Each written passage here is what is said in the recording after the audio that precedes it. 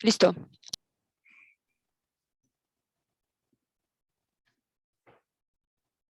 Hola, ¿qué tal? Buenas noches. Los saluda su amigo Elías Huerta Psijas y les doy la más cordial bienvenida a nuestra entrevista por esta vía digital de este jueves. Y bueno, pues les doy la más cordial bienvenida. Poco a poco se nos están conectando ya las amigas y los amigos que nos distinguen con su confianza en estas transmisiones semanales. A mucha satisfacción les recuerdo que precisamente en marzo, hace 2 años, cuando se cerraron, entre otras actividades, las cabinas de las estaciones de radio, pues nos echaron para afuera de Radio ABC en nuestro programa semanal de Foro Jurídico, y pues no quisimos dejar de seguir adelante con el análisis de los asuntos más delicados del mundo jurídico, del mundo jurisdiccional, del mundo legislativo, en medio de la pandemia, y hemos venido ya teniendo pues 2 años de entrevistas semanales ininterrumpidamente. Así es que precisamente en este mes de marzo del 2022, pues cumplimos 2 años de seguir entrando a través del Zoom a sus hogares, y gracias por permitirnos. Saludo también y le doy la más cordial bienvenida a los amigos que también nos siguen semana tras semana a través de Facebook Live y de nuestras redes sociales, de Foro Jurídico y de la Asociación Nacional de Doctores en Derecho. Desde luego que saludamos la presencia cada semana del doctor, del maestro Ignacio Navarro, desde la Universidad de Guadalajara, en Jalisco, también a Patricia Osorio Lastra de Villahermosa, Tabasco, y bueno, ya se nos irán conectando, ya también se nos están conectando de Michoacán, de Puebla, de Veracruz. En fin, gracias por su confianza y por seguir con nosotros. Bueno, pues estamos en el marco de la celebración del Día Internacional de la Mujer, que acaba de pasar el 8 de marzo, pero como ya es costumbre y cada vez se hace más este ambiente, no solamente en México, sino en el mundo, que el mes de marzo pues ya es el mes de la celebración de la mujer, y es la época para insistir, para renovar los esfuerzos, los intereses, los buenos augurios por seguir luchando, por seguir esforzándonos, por tratar de lograr la igualdad de género en el país, por tratar de igualmente de que se vayan acabando con estas prácticas de violencia para las mujeres, de discriminación y también de la falta de acceso a la justicia, particularmente de las mujeres. Y para ello, bueno, también tenemos ya nuestros amigos que nos siguen desde Tijuana, Baja California. Y bueno, pues hoy, en este contexto, tenemos una invitada de lujo, una joven profesionista, una joven jurista, la maestra Blanca Ivonne Olvera Lezama, quien es especialista en estos temas tan delicados, tan polémicos, de violencia de género y de feminicidio, que es sobre lo que ella nos va a hablar esta noche. Bienvenida, Blanca Ivonne, gracias por darnos tu tiempo y acompañarnos en este programa. Sabemos que andas muy ocupada con tus cursos que estás impartiendo precisamente sobre la violencia de género en las corporaciones policíacas de la Ciudad de México, pero nos da mucho gusto que estés con nosotros esta tarde-noche. Pues el gusto es mío y estoy muy agradecida por la invitación. Para mí es un honor estar hoy con ustedes. Muchas gracias. Gracias, pues déjenme decirles que Blanca Ivonne es una joven profesionista, una joven jurista que ha venido ya a lo largo de estas últimas 2 décadas, cuando menos, pues especializándose en estos temas. Ella como lo apuntábamos en en el promo con el que se los mandamos a nuestros amigos que conectan cada semana, pues es investigadora del INACIPE, es también profesora de Derecho Penal en la Facultad de Derecho de la UNAM, de Teoría del Delito, y tanto en el doctorado como en la licenciatura, y bueno, combina esta actividad académica como investigadora, pues con esta también actividad, digamos, de tratadista, porque Blanquibón tiene varios libros. El último libro que ya nos comentará en un ratito, pues es precisamente sobre estos temas de la violencia de género.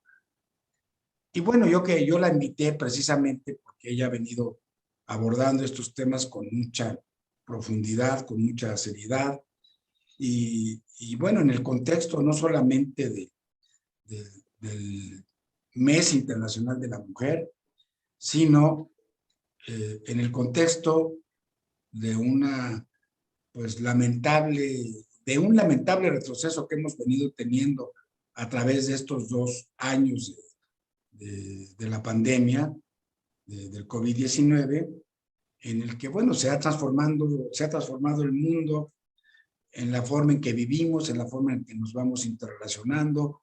Hemos tenido una crisis no solamente de salud pública, una crisis económica, una crisis en educación, y sobre todo, pues una crisis de manera especial en el sector de las mujeres. Y hemos visto lamentablemente cómo, no obstante que Naciones Unidas generó estas condiciones, creó unas mujeres precisamente para ir avanzando en esta igualdad de género, en este combate a la violencia, a la discriminación, pues en estos 2 años hemos tenido un avance de un pasito para adelante y 3 para atrás. Lamentablemente, las cifras que la propia Unidad para el Desarrollo de Naciones Unidas han presentado en un informe apenas a finales del año pasado, pues nos indican cómo las mujeres han venido sufriendo con mayores factores de violencia, con un incremento en la violencia intrafamiliar, con un incremento en el freno al ejercicio pleno de los derechos humanos de las mujeres, en los servicios integrales de salud. Lamentablemente, el sector femenino lo ha padecido más, y también han padecido pues los temas del desempleo, de tener que estar lidiando no solamente con el desempleo, con la violencia intrafamiliar, sino que tienen que estar atendiendo a los hijos en época de pandemia, que no había a dónde mandarlos, cerraron guarderías, cerraron escuelas, problemas de trabajo con las parejas, en fin, la verdad es que ha sido un sector muy golpeado. Se ha incrementado la brecha laboral, y bueno, pues se ha rezagado en todos sentidos. En el sector educativo también reporta Naciones Unidas que ha habido, si bien ha habido deserción, problemas, también en el sector femenino. Entonces, bueno, pues yo empezaría preguntándote, tú que eres experta en estos temas, Blanca Ivonne, ¿cuál es, en tu opinión, el panorama de la violencia de género actualmente en nuestro país o en el mundo, o hacia donde lo quieras aterrizar? En este contexto, pues poco, digamos, optimista para el sector de las mujeres. Pues es un panorama desolador, porque las mujeres sufrimos violencia por la desigualdad entre los géneros. Eso es lo que genera violencia. Entonces, las mujeres aspiramos a una igualdad de oportunidades, a esa igualdad sustantiva que hemos venido ganando derechos con los años, de gota a gota a gota. Desde ganar nuestro derecho a votar, desde ganar nuestro derecho a estar representadas, desde ganar nuestro derecho a estudiar en universidades. Y entonces, todas estas desigualdades que generan violencia En nuestro país han sido a nivel mundial, unos países las han logrado controlar, otros las han incrementado, pero por lo que respecta a nuestro país, nuestro país el panorama es igual que el de una pandemia. Por ejemplo, en esta pandemia que vivimos en el COVID, ahora que todos estamos vacunados, hemos logrado frenar los síntomas de esta pandemia para que ya no nos dé la enfermedad tan fuerte y estamos avanzando poco a poco. Pues en materia de violencia de mujeres, las cifras suben mes con mes, año con año, y no se ha logrado ni detenerlas ni erradicarlas. Entonces el panorama es desolador porque así como encontramos una vacuna para la pandemia, no hemos encontrado esa vacuna de políticas públicas, de estrategias que logren frenar por lo menos la violencia que vivimos las mujeres en todos los niveles, desde la génesis de la violencia que empieza del acoso callejero con un inocente piropo, como el de la máxima violencia que es el feminicidio. Entonces, en todos los rubros se ha incrementado. Entonces, si te puedo dar algunas cifras, por ejemplo, en, en, en 2020 tuvimos 946 feminicidios y en 2021 1004 feminicidios. Esto pues equivale a entre 10, entre 3, 4 feminicidios diarios. Y entonces dices, oye, pero si en las noticias dicen que son 10, que son 11, ¿por qué me estás diciendo que es así? Ah, porque el total de mujeres asesinadas en 2021 de una manera violenta por ser mujeres fue de 5,750, de 3,750, perdón, pero pues solamente 1,004 se investigaron como feminicidios y los demás se clasificaron como homicidios dolosos de mujer. ¿Por qué? Pues porque nos falta esa vacuna y esa vacuna es la perspectiva de género, es esa capacitación, son esas políticas públicas que nos permitan frenar y erradicar estos delitos. Entonces, Bueno, a ver, en tu opinión, ¿qué está pasando ahí? ¿Qué se debería hacer por parte de las autoridades para no estar soslayando algo que, como tú bien dices, sabemos que son feminicidios? Y sin embargo, bueno, los están estadísticamente mandando hacia otro cajón, ¿no? ¿Qué habría que hacer o qué habría que exigir desde la academia, de la sociedad civil, que la desde autoridad? la academia hemos realizado varias solicitudes y yo constantemente las expongo y también las exponemos en el INACIPE mediante los foros que hemos realizado. La primera, y que no es una novedad, es la falta de capacitación, no nada más en perspectiva de género, sino también en el sistema de justicia penal. Eso es lo que genera que el primer respondiente, que es el policía, que es el que tiene el primer contacto de la muerte violenta de una mujer cuando se lo reportan, por ejemplo, que un cuerpo está abandonado en la calle de una mujer con signos de violencia sin vida, lo que hace es llegar y si no tiene esa capacitación, va a hacer lo que a su lógica le diga, ¿no? Y va a decir, esto pues es un homicidio, es doloso porque es con violencia. Y pues como es una mujer, pues mujer. Este informe policial homologado pasa al Ministerio Público y el Ministerio Público, que es quien clasifica el delito, porque el primer respondiente solo lo registra y el Ministerio Público lo clasifica, pues por la cantidad de trabajo que tienen, porque tienen un exceso de trabajo, todos los ministerios públicos y todos los jueces en el país, eh, clasifican igual homicidio doloso de mujer. Y entonces, si tuvieran capacitación en el sistema de justicia penal, sabrían que el artículo 325, una de las características del feminicidio es que se tiene que investigar como tal solo por encontrarse en un lugar público con signos de violencia sin vida. Esa es una de las características del feminicidio. Entonces, falta la capacitación en el sistema de justicia penal.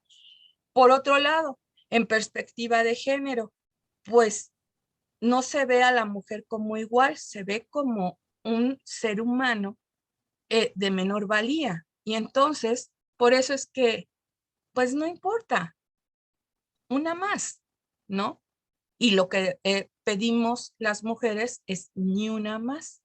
Entonces, esa es una de las razones por las que se necesita capacitación. Otra, para que otra de las situaciones que afecta es en la investigación. ¿Por qué? Porque no es igual investigar un feminicidio que un homicidio doloso de mujer. Un feminicidio, las fiscalías, por lo general, todas tienen protocolos de investigación de feminicidio. Y entonces estos contienen diligencias que hay que realizar en la investigación que contienen perspectiva de género. Y en cambio, en el homicidio, pues se siguen otro tipo de diligencias que no son con perspectiva de género. Entonces, esto es lo que afecta. ¿Podrías darnos algunos ejemplos de cuál sería algunas diligencias que tendrían que hacerse con perspectiva de género, pensando en que es un feminicidio, a diferencia de otras que también la víctima es una mujer y no fuera un feminicidio, para entender un poquito más? O sea, Por sí nos ejemplo, queda claro que hay diferencias. unas diligencias con perspectiva de género es comprender el análisis de contexto. En el análisis de contexto en el que fue realizado en las diligencias que te lleven a que si hubo una relación previa con el agresor, investigar sus relaciones con los medios electrónicos de las personas que ha convivido, porque muchas veces son cosas muy obvias, pero no se llevan a cabo. Entonces, mira, esto es tan, tan, tan obvio por un lado y que trae tantas consecuencias por el otro, que ese es uno de los motivos por los que las activistas salen a manifestarse en las calles. Hay un caso, para darte un ejemplo de estas diligencias, hay un caso de Jessica Zamudio. Su hija fue acosada por su profesor en el Politécnico. Y entonces su mamá lo sabía. El profesor finalmente, junto con un alumno, la invitan a una reunión escolar en un departamento y ya ahí la avientan por un balcón y entonces ella pues es asesinada de forma violenta al ser aventada. ¿Qué es lo que... Te hago una pregunta, pero ¿la abusan sexualmente primero antes de matarla o no necesariamente? Precisamente una de las diligencias con perspectiva de género son los antecedentes que el maestro la acosaba constantemente y había antecedentes de ello porque ella se quejaba con su mamá, hubo testigos que él la invitaba a salir, que le decía constantemente frases y demás. Y entonces ella lo evitaba y ya era una angustia muy grande la de ella. Entonces, la avientan por el balcón, la asesinan, viene el primer respondiente y entonces registra como homicidio doloso de mujer. Esto pasa a la Fiscalía de la Ciudad de México y entonces no se toma en cuenta la diligencia de la relación de profesor, alumna, y de que había un antecedente previo de acoso. Eso es una diligencia con perspectiva de género. Entonces, es algo así muy simple. Y entonces no lo realizan y entonces esto le da oportunidad al profesor de darse a la fuga. Entonces, su mamá lo que pide es que se reclasifique el delito a feminicidio. Y entonces, como no se hace, es que sale a las calles a manifestarse contra esta falta de clasificación que está mal. Y entonces es una mamá activista que es muy conocida porque ella es la que gritó primero: quiero quemarlo todo, me mataron a mi hija, la mató un profesor y está impune. De eso hace 6 años. Entonces, porque ella hizo todos los trámites para la reclasificación y no lo logró, y después de 5 años de activismo, la Fiscalía de la Ciudad de México reclasificó a feminicidio, y eso fue el año pasado, y entonces volvió a empezar la investigación. Entonces, si desde el principio hubiera clasificado como feminicidio, atendiendo a, primero, al sistema de justicia penal, de que en el momento del hallazgo fue consecuencia de que estaban en una reunión y tomar las declaraciones en que muchos testigos sabían de este acoso constante, porque era muy obvio, pues hubiera sido otra situación. Y si lo hubiera clasificado así el Ministerio Público, pues no hubiera pasado todo eso. Entonces, su mamá sigue en el activismo a pesar de que pues ya logró esta reclasificación, y pues después, tú sabes que después de 5 años, pues es más difícil y pues está fugado el profesor y el alumno, a pesar de que ya se reunieron las pruebas. ¿Y esto qué trae como consecuencia? Que todas las fiscalías pues reportan sus carpetas de investigación, las reúne el Secretariado Ejecutivo del Sistema Nacional de Seguridad Pública, y eso es lo que nos informan los días 25 de cada mes, la violencia contra las mujeres, el ranking que hay. Entonces, pues nos dicen, en 2021, son 1,004 feminicidios, cuando lo que son son 3,750 mujeres asesinadas, pero que solamente 1,004 se investigaron con perspectiva de género. Pero esto no nada más es porque yo te lo diga, sino porque desde la sentencia de Campo Algodonero condenó a México a realizar las investigaciones con perspectiva de género. La CEDAW también lo dice, y son tratados internacionales donde está suscrito México y que están arriba de nuestra Constitución, son tratados internacionales que tenemos que cumplir.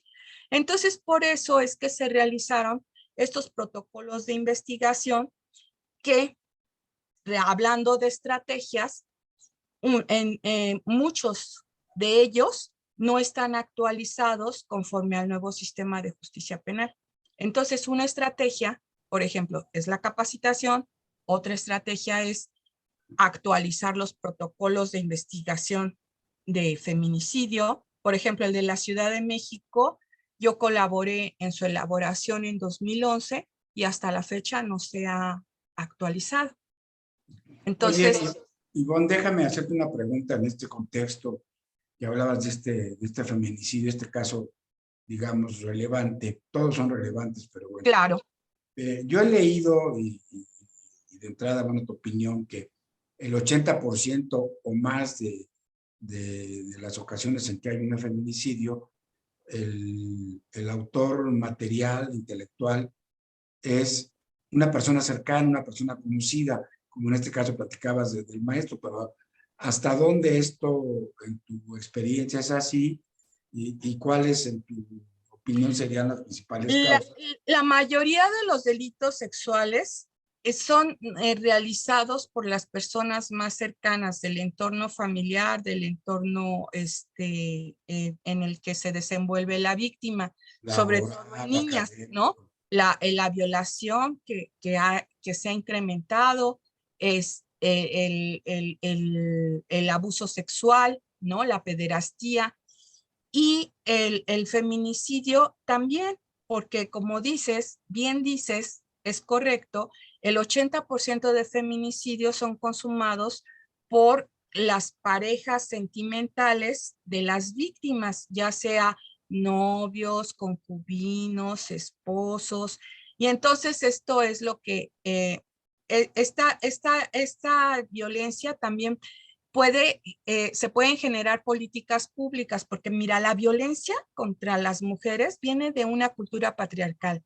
Y todos hablan de una cultura patriarcal, pero ¿de dónde viene esa cultura patriarcal? O sea, ¿cómo es que entre nosotros? Pues entra desde que nacemos, ¿no? Porque tenemos usos, costumbres, de colores, de costumbres las mujeres se tienen que dedicar a unas cosas, a otras, esos famosos micromachismos. Pero, por ejemplo, si tú ves la televisión, ves cultura patriarcal. Si tú ves los anuncios de televisión de detergentes de ropa, ¿quiénes son las que en el comercial están lavando la ropa o están lavando los trastes? Las mujeres, ¿no? Y quienes están dirigiendo son los hombres, ¿no? Es el que le trae el jabón para que vea y que lo pruebe. Es un mariachi que canta y que dice, y ella lavaba, ¿no? O sea, todos son los que... Y entonces por ahí entra en nuestro chip las canciones, ¿no? Vemos a Arjona que nos dice, dime que no y iré por el sí todo el día. Pues eso es incentivar el acoso, ¿no? Y entonces a ti te venden un amor romántico y que te entra por dónde, por el oído, como si fuera algo normal. Entonces, la cultura patriarcal no es fácil el que nos reeduquemos, es un reto muy grande. Entonces, por ejemplo, una política y que viene dentro de la Ley General de Acceso a una Vida Libre de Violencia es cuidar las publicidades, ¿no? Entonces, una política pública sería que los medios no hagan comerciales con estereotipos como este. O sea, habría que generar alguna instrucción desde la Secretaría de Educación Pública para este tipo de Así anuncios. es. Bueno, y Y acá, desde la Secretaría de Comunicaciones y la Secretaría de Educación Pública y son detallitos, ¿eh? O sea, mira, que los comerciales de lavar detergente, que la mitad de los comerciales salga el hombre, el que esté lavando la ropa, y la mitad de las mujeres lavando la mujer. Mira, yo tuve la oportunidad de atestiguar una boda en Suecia. ¿Y sabes qué es lo que me llamó la atención en el matrimonio civil que nos estaban traduciendo el desarrollo en el registro civil? Que estaban diciendo, y la mujer esto, y el hombre esto. Y en eso dice, y ambos cónyuges tienen la obligación de realizar el 50% de las tareas domésticas el hombre y el 50% de las tareas domésticas la mujer. Yo dije, wow, qué sensacional, ¿no? Esa sería otra política pública que podría entrar, ¿no? Cuando te casas, que te expresaran eso, así lo estás firmando, ¿no? El matrimonio no es un contrato. claro, Entonces, Y entonces eso iría cambiando el chip, porque el chip se tiene que ir cambiando, así como ha ido entrando desde que nacemos, pues entonces hay muchos retos por hacer y hay muchas políticas por hacer, muchas, pero pues falta que también, yo a mí lo que me extraña es que la solicitud es no a la impunidad, no a la violencia. Bueno, ¿y cómo? ¿No? O sea, Claro. ponme cómo voy a cambiarla. Entonces, en base a eso, fue que he desarrollado foros en el INACIPE y uno de ellos se llamó Escenarios de Violencia contra las Mujeres. Y a las ponentes que reuní es este libro, que es del que hablaste, y este libro es una publicación INACIPE en colaboración con la Secretaría de Cultura de Tabasco. ¿Cómo se llama? ¿El título es? Escenarios de violencia contra las mujeres hacia la construcción de estrategias para su erradicación. Porque a las ponentes que invité, les dije que te pido por favor que en tu exposición hagas una propuesta de una solución. Entonces, tuvo tal éxito ese foro con las ponentes que ahorita te voy a nombrar, que el entonces director Gerardo Laveaga dice, esto necesita hacerse un libro, porque está lleno de propuestas que son las que se necesitan llevar a cabo, ¿no? Entonces, ¿Este libro dónde se consigue? ¿Es del INACIPE? es del INACIPE y se consigue en todas las librerías, también está en electrónico, en Kindle, y lo consigues en Gandhi, en El Sótano, en Porrúa, en Diuris, en todas las librerías, y está casi recién salido del horno porque salió los últimos días de noviembre.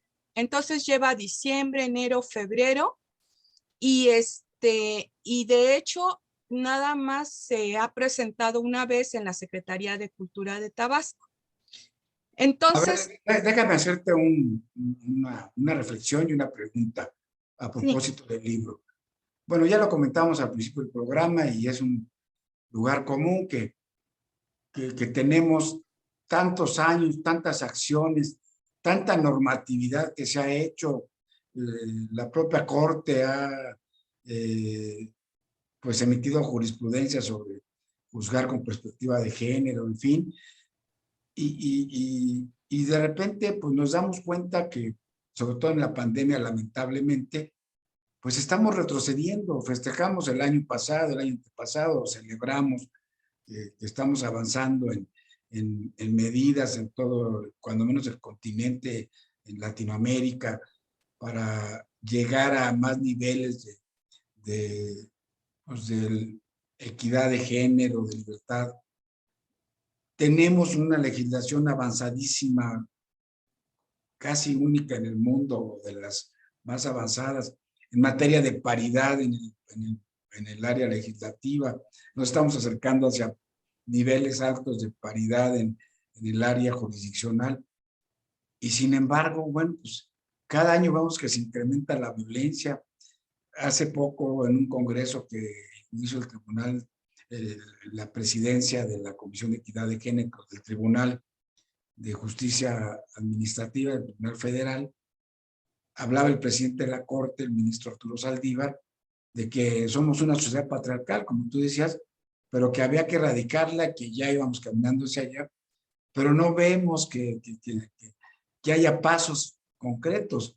Y tú ahí nos estás presentando ahorita un libro donde hablas de algunas propuestas para caminar en esta dirección de combatir la violencia, de combatir la discriminación, de intentar que haya más justicia efectiva para las mujeres, que haya una respuesta efectiva de las autoridades a las víctimas, mujeres. Vemos que cada vez es menos. En pandemia se cerraron prácticamente las áreas de procuración de justicia en todo el país los rezagos de los expedientes cada vez mayores, las llamadas al 911 se fueron al 70-80% de incremento por violencia intrafamiliar. Entonces, ¿qué pasa? Dime 3 propuestas importantes, aunque las ya medio comentado, masticado, que estén ahí en este libro, 2, 3, 4. ¿Qué necesitamos hacer como sociedad en México para verdaderamente avanzar en esta brecha, pues, de que no hay una igualdad de género? Mira, por ejemplo, los 3 mecanismos que establece la Ley General de Acceso a una Vida Libre de Violencia para prevenirla, y sobre todo en feminicidios, son 3, que es la alerta de género, las órdenes de restricción y los refugios para mujeres. Si te digo en qué están fallando, te puedo decir administrativamente en qué, pero también hay otra situación, el presupuesto. Para que todo funcione, necesita pues tener recursos. Y los recursos, o sea, fíjate, por un lado decimos, todo es culpa de los recursos porque en esta administración el Plan Nacional de Desarrollo no incluyó la perspectiva de género y entonces no incluyó un presupuesto para las mujeres y entonces por ello bajaron todos los presupuestos de todas las instituciones. Por ejemplo, en mujeres le bajó el 75% su presupuesto, con ABIM, etcétera, ¿no? Las guarderías que también Bueno, ese es otro, ¿no? hay parte.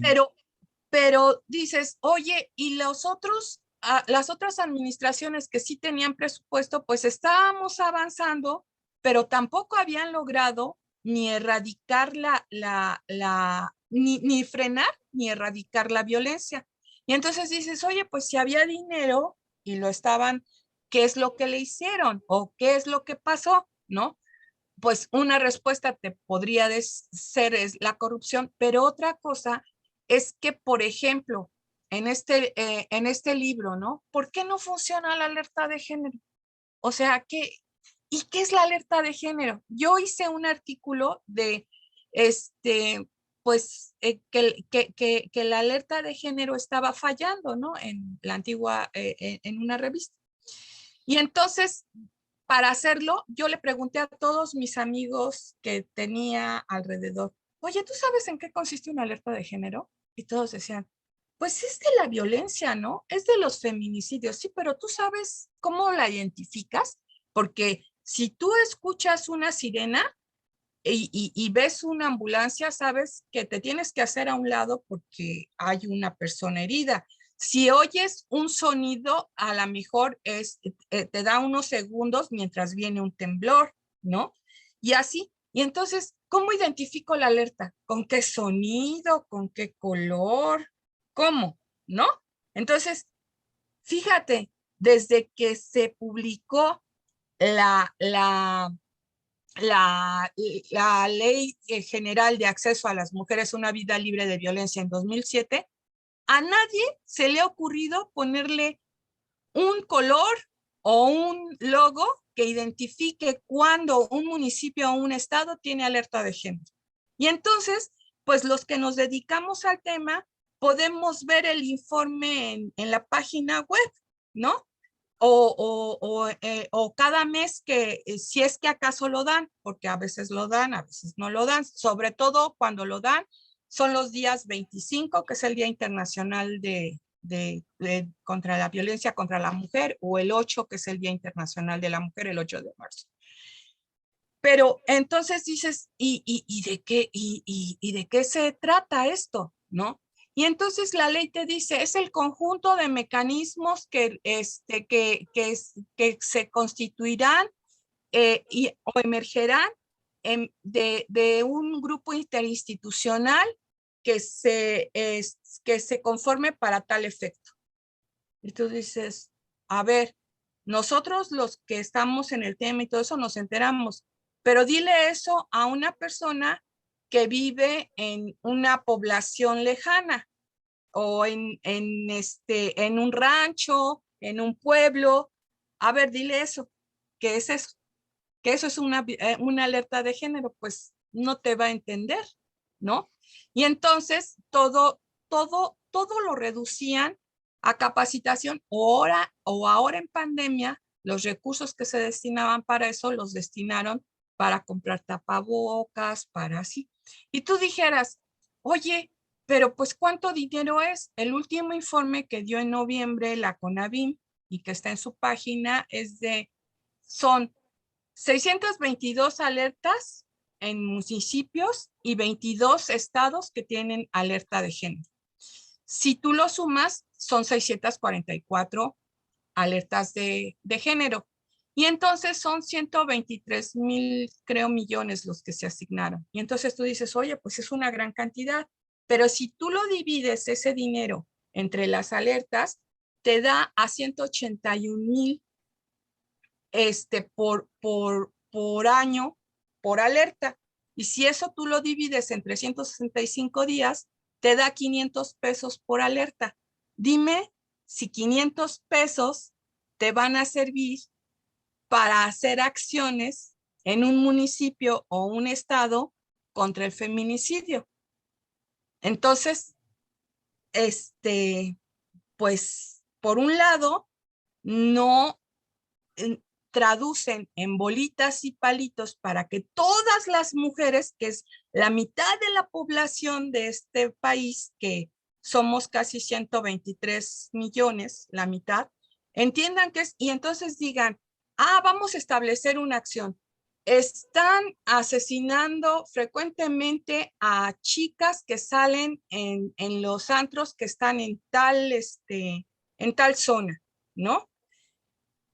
Porque esa es una de las formas que luego se realiza, ¿no? Y y entonces, y usan las aplicaciones, ¿no? Las aplicaciones de las que te llevan a tu casa. Oye, pues que la alerta de género diga, oye, mira, vamos a crear acciones de vigilancia, de policías, o sea, no sé. Y entonces poner en las zonas algo que indique que ahí hay una alerta de género. Y entonces las mujeres se enterarían, ¿no? O publicidad, así como la de mucho ojo, o eso. Esto es una alerta de género, o Este es, esta alerta de género es en tal. este es un tema que habría que reforzar. Déjame hacerte aquí algunos comentarios que hoy está muy participativa Angélica Rivas. Y bueno, primero decía en relación con un comentario que hiciste antes, que ya existen métodos de regulación en los medios de comunicación, en el sentido que tú decías de los Sí. anuncios, pero que no se aplica, ¿no? No se aplica con la actividad.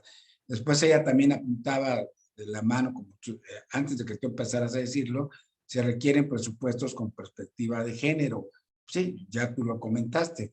Lamentablemente, pues, no solamente se requieren, a veces, como dice por aquí otra de las gentes que están participando, el señor Navarro, pues el dinero se lo roban también en un sexenio, en uno lo quitan, en otro se lo roban, pero lo cierto es que se han recortado los presupuestos, dice Angélica, y dice, por ejemplo, en Michoacán, de 113 municipios, únicamente 14 cuentan con alerta de género. Es evidente que este es un tema en el que hay que reforzar políticas públicas, ¿no? Pero a ver, yo te preguntaría sobre el tema fundamental que estamos contigo sobre los feminicidios. Todos sabemos que la mejor medicina es la prevención. Entonces, en todos los órdenes, ¿no? Médicos, sociales, en fin. ¿Qué mecanismos de prevención podrían o existen para prevenir feminicidios? Como te decía, está la alerta de género, están las órdenes de restricción y están los refugios para mujeres que son víctimas de violencia. Y es que el feminicidio no viene de un día para otro, ¿no? Entonces, por ejemplo, la violencia familiar muchas veces desemboca en feminicidio, más porque los agresores principales son las parejas sentimentales de las mujeres que están viviendo esta violencia. y por eso es que aumentó en la pandemia, ¿no? Porque tuvieron que estar conviviendo 24 horas con su agresor. Entonces, Ya estaban en un estado de vulnerabilidad mayor. exacto, ¿no? Y mientras la ONU, por ejemplo, generó políticas, ¿no? Bachelet generó políticas como que en los supermercados las cajeras tuvieran una clave para que una mujer que fuera víctima de violencia con una señal determinada le dijera que es víctima de violencia y le prestaran la atención inmediata, porque pues el agresor está vigilando todo el tiempo en la pandemia. Pues aquí en México, pues nada más tuvimos el 911. Y entonces, ¿qué fue lo que derivó? Que las llamadas de emergencia de violencia familiar se dispararon como nunca, ¿no? Y los delitos de violencia familiar, pues han seguido su curso creciendo y creciendo. Por ejemplo, Lo que yo te comentaba, sí, se dispararon, pero lamentablemente no se atendieron. Y exacto, las agencias del Ministerio Público en la Ciudad de México estaban cerradas, tenías un sitio de internet para denunciar y normalmente te sacaba la página a 2 minutos. En fin, mira, realmente es una crisis sobre la crisis, ¿no? sin ir mucho a cifras, nada más, o sea, la violencia en México en general ha ido creciendo. La violencia contra las mujeres ha ido creciendo. Entonces, si va creciendo la violencia, pues es por lógica que el número de operadores del sistema de justicia penal creciera también, ¿no? Para atender, pues si hay mayor número de delitos, pues se necesitan más operadores del sistema de justicia penal. Y resulta que prácticamente son los mismos. O sea, porque luego las fiscalías no abren contrataciones como se abrían en años muy anteriores, porque esto de que ya no se renovaban las plantillas, ya se dejó ese incipiente servicio civil de carrera, pero que se abrían convocatorias para ser ministerio público, pues ya no se dan con esa frecuencia en las fiscalías de ningún estado. La Fiscalía de la Ciudad de México apenas el año pasado abrió su primer convocatoria después de como 4 años de no tenerla. Entonces, los ministerios públicos renuncian, se jubilan y entonces van quedando menos. Y los delitos de violencia contra las mujeres van subiendo más. Y entonces por eso vemos esos memes de grandes cantidades de expedientes que no hay ni dónde guardarlos, porque tampoco han crecido los inmuebles para almacenar toda esta cantidad. O sea, nada más por pura lógica. Yo hice un estudio de cuántos asuntos le tocaba a cada ministerio público según el número de delitos en 2020. Este estudio fue de 2020. El número de delitos que hubo en 2020 y el número de ministerios públicos que lo tomé por cada 100,000 habitantes hay tantos ministerios públicos que dijo el INEGI. Y para no extenderme mucho, en un total le tocaban 16 asuntos a cada ministerio público diarios. Entonces dime, si un solo asunto tienes que, te llega la denuncia, abrir la carpeta, realizar hacer los medios de prueba y luego ver si vinculas o no vinculas a proceso todo de uno en un día, pues es imposible porque los trámites llevan su tiempo, ¿no? Solicitar periciales, dictámenes de investigación, etcétera. O sea, en lo que lo pides, en lo que se realiza, en lo que te lo devuelven, no se puede en un día. Entonces imagínate 16 diarios. Entonces, o sea, pues hay una sobrecarga de trabajo, no todo es corrupción, sino que también es una carga de trabajo que es imposible de atender. Entonces, por eso es que ves tantos expedientes. Y entonces, por eso, en ocasiones, y no es justificación, en la violencia familiar ocurre mucho que las víctimas denuncian y luego retiran la denuncia porque el agresor es el que mantiene la casa o no quieren verlo en situación de prisión. Y entonces el Ministerio Público dice, ¿por qué voy a abrir una investigación si mañana la voy a tener que cancelar y voy a tener que llevar todo ese trámite burocrático, ¿no? Que ¿cómo se llama? Que me va a llevar tiempo y me va a quitar el tiempo de otras investigaciones que tengo.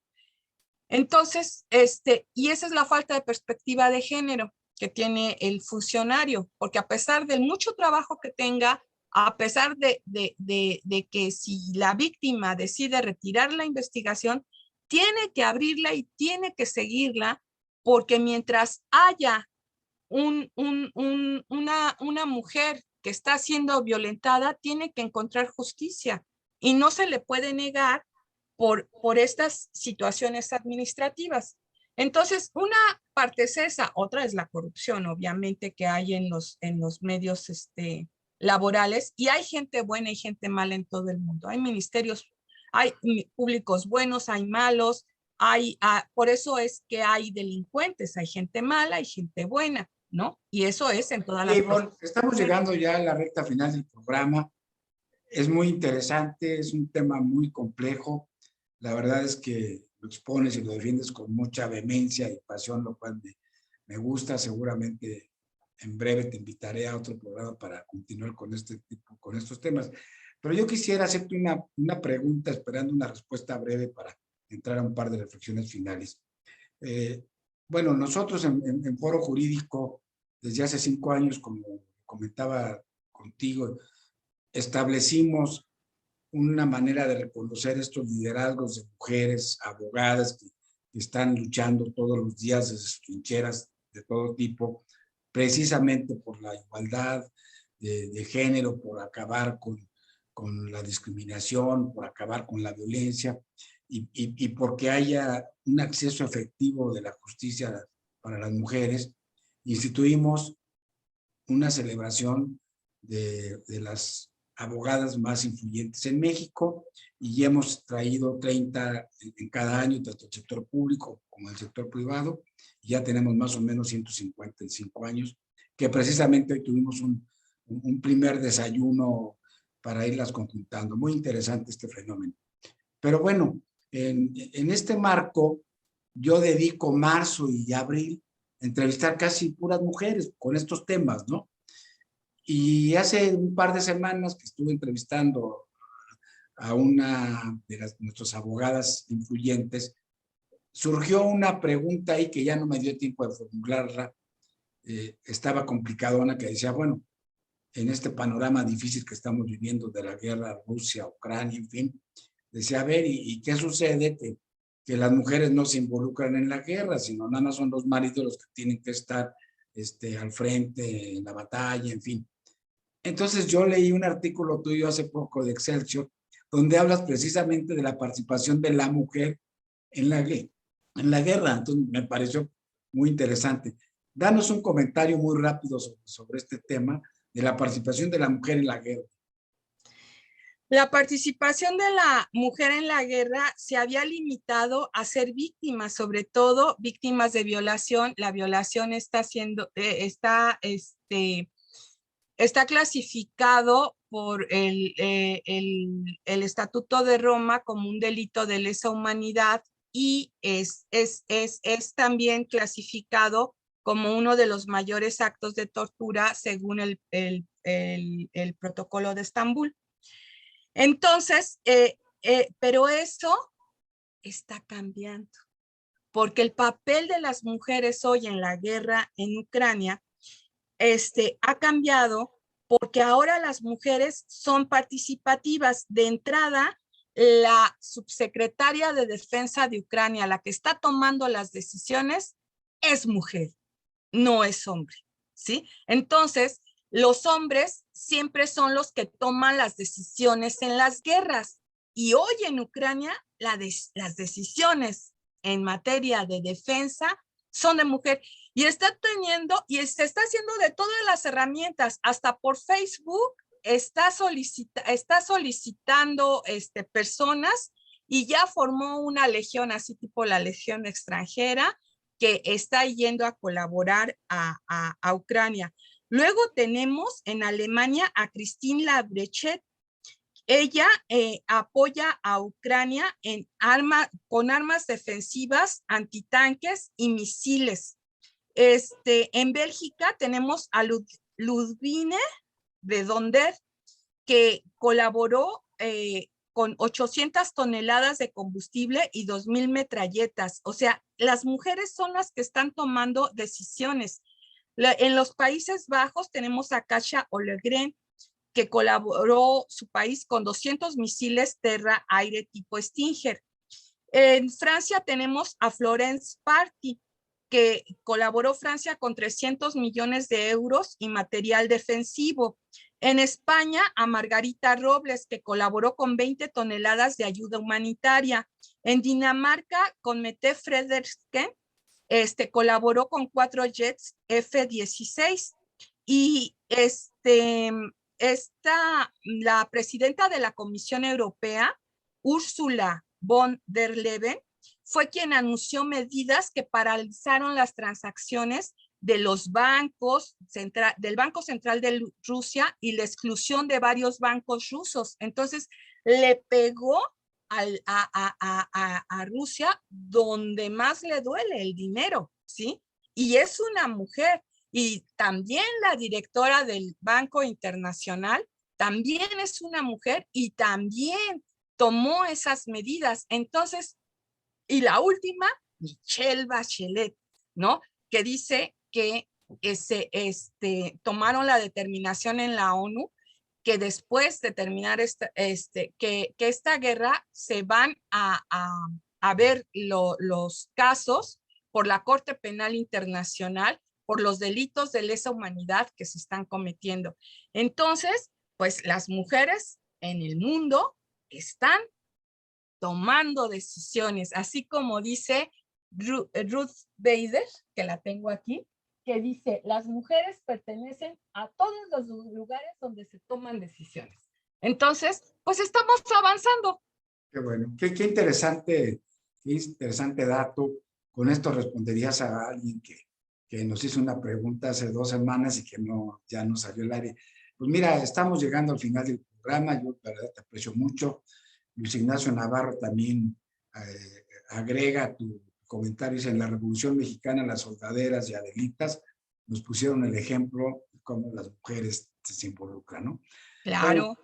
Bueno, pues mira, en realidad hay muchos comentarios, muchas felicitaciones. Yo agradezco a las casi 80 personas que están conectadas con nosotros, a los que están directamente, los que están en Facebook.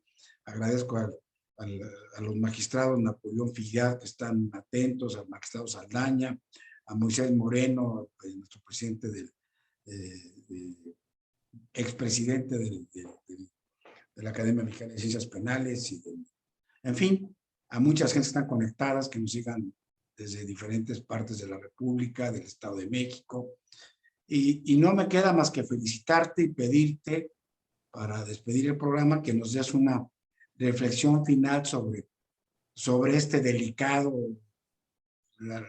tema lacerante de la violencia de género y feminicidio. No sé, ¿con qué cerrarías el programa? ¿Con qué reflexión? ¿Qué nos dejarías a las personas que hoy te hemos escuchado en esta participación, insisto, vehemente, muy documentada y además pues muy apasionada?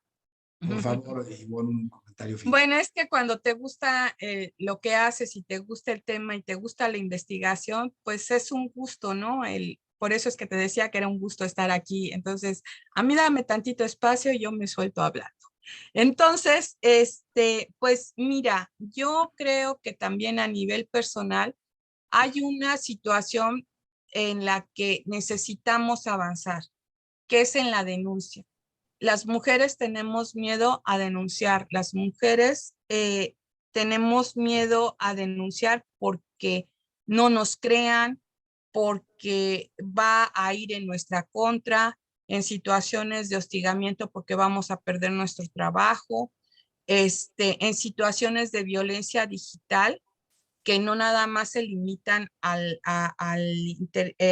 intercambio sin el consentimiento de una mujer de imágenes y videos de carácter sexual, sino también al daño que le puedes hacer a una mujer en los medios como los citados influencers hoy en día, que esa conducta no está regulada, está regulada de los comunicadores de radio y televisión. Pero la denuncia es muy importante y el INEGI dice que el 66% de las mujeres víctimas de violencia no denuncian. Y si a eso le sumamos que el 93% tenemos de los delitos en una cifra negra, pues las cifras que nosotros vemos de 10 feminicidios diarios, de 48 violaciones diarias, ahorita en febrero, pues es la puntita del iceberg. Entonces yo con esa reflexión terminaría que pues hoy son tiempos de cambio. Por ejemplo, en la guerra no sabemos en qué va a terminar y esperemos y rogamos que estas decisiones de mujeres que comenté y que están documentadas sean las acertadas y lleguen a la paz. Y en México, que se avance en la erradicación de la violencia, y lo primero que hay que hacer es hablar, reconocer el problema. Si no se reconoce el problema, pues no se puede solucionar. Y si no se habla de él y si no se denuncia, pues tampoco se puede solucionar. Pues Ivonne, muchas gracias. La verdad estoy muy agradecido contigo de darnos este tiempo y interesante. Hay muchos comentarios ya en la parte final del programa felicitándote, les gustó mucho el tema. Por ejemplo, la magistrada Belia dice que es muy interesante el tema y que deberías de tener una segunda parte continuando.